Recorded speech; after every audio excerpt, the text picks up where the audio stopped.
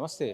రాష్ట్ర వ్యాప్తంగా సంచలనం రేపుతున్నటువంటి సాయి భగీరథ కేసుకు సంబంధించి అసలు ఏం జరగబోతుంది? రాష్ట్రంలో ఎలాంటి నిర్ణయాలు తీసుకోబోతున్నారు రాష్ట్ర ప్రభుత్వం, పోలీసులు?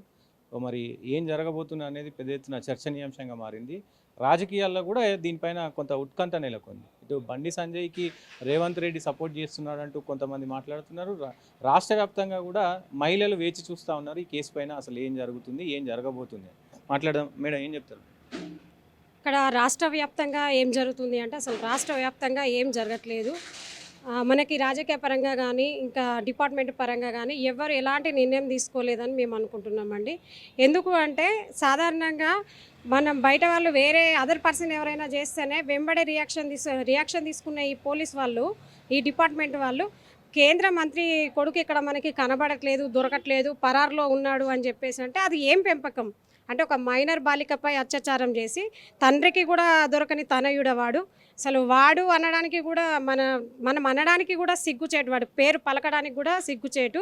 మరి ఈరోజు మహిళలు అందరం మహిళలకు కూడా సమాన హక్కులు ఉండాలి, రాజకీయ పరంగా అయినా ఎక్కడైనా అన్నిట్లో సమాన పరంగా ఉండాలి అని చెప్పేసి అన్నారు కదా.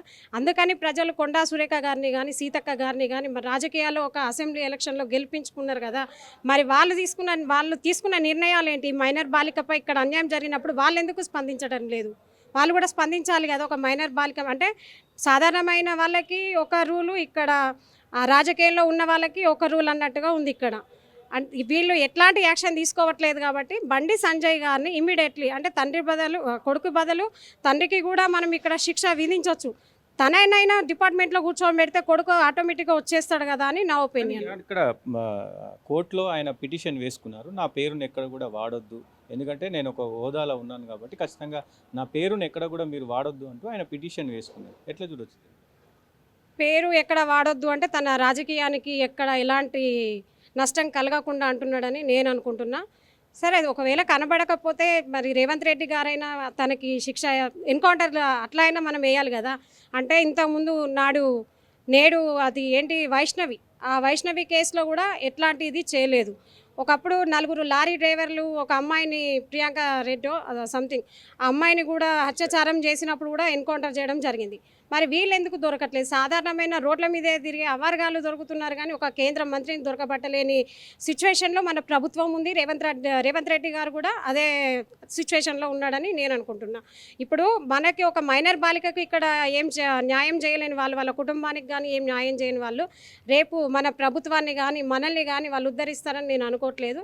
నేను చివరిగా చెప్పేది ఒకటే మాట, రేవంత్ రెడ్డి గారు ఇది కేవలం ఇక్కడ ఎవరైతే అత్యాచారం చేసి తప్పించుకుంటున్నారో వాళ్ళకి శిక్ష వేయనంత వరకు కూడా రేవంత్ రెడ్డి గారు తన గోతి తనే తవ్వుకుంటున్నట్టు నేను అనుకుంటున్నా. అసలు ఏమనుకుంటున్నారు ఓవరాల్గా గ్రౌండ్లో ఈ కేసు విషయంలో?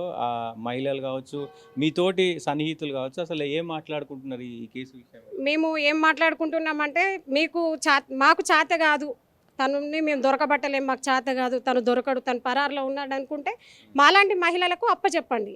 ఒకవేళ తను ఎక్కడున్నాడో మాకు కొద్దిగా తెలిసినా కూడా మా మహిళా లోకం మేము చూపించుకుంటాం. ఏదైనా సరే, ఎన్ని ధర్నాలైనా ఎన్ని ర్యాలీలైనా ఒక అమ్మాయి కోసం మేము ఎంత దూరమైనా వస్తామని చెప్తున్నా సార్. అంటే దీంట్లో రేవంత్ రెడ్డి పాత్ర ఉందా? ఎందుకంటే ఆల్రెడీ సిట్ వేశారు, అధికారులు పోలీసులు వెతుకుతూ ఉన్నారు. ఢిల్లీకి ఒక టీం పోయింది, హైదరాబాద్లో ఒక టీం ఉంది, అటు బండి సంజయ్ కరీంనగర్కు సంబంధించి ఒక టీం వెళ్ళింది. ఇట్లా 4-5 టీములు కూడా మరి మొత్తం తెలంగాణ రాష్ట్ర వ్యాప్తంగా కూడా సెర్చ్ చేస్తూ ఉన్నారు, అయినా దొరకట్లేదు. ఏం చెప్తారు? ఖచ్చితంగా పాత్ర ఉంది సార్. ఎందుకు అంటే రేవంత్ రెడ్డి గారికి కూడా దొరకని అంత దుర్మార్గుడా ఈ బండి భగీరథ? అంత దుర్మార్గుడు అన్నప్పుడు ఇన్ని రోజులు తెలియలేదా వాళ్ళ గురించి? దుర్మార్గుడు అన్నప్పుడు వాళ్ళు దొరకట్లేదు అన్నప్పుడు వాడిని ఎన్కౌంటర్ అయినా చేయాలి కదా. కనిపించిన చోట ఎన్కౌంటర్ అయినా ఉండాలి అని చేయాలి కదా. ఆ కుటుంబము ఇప్పుడు రోడ్డున పడుతుంది. అమ్మాయికి అట్లా జరిగినందుకు వాళ్ళు కనీసం అమ్మాయి ముఖం కూడా చూపించలేని పరిస్థితిలో ఉన్నారు వాళ్ళు. మా కుటుంబానికి ఏదైనా తీరని ఇంకా లోటు జరిగి వాళ్ళు ప్రాణాలు పోగొట్టుకుంటే అంటే మన ప్రభుత్వం, మన మహిళా లోకం మా అమ్మాయి కోసం ఏదైనా చేస్తుందనే కదా ఇప్పటివరకు వాళ్ళు కూడా మన కంట్రోల్లో ఉన్నారు.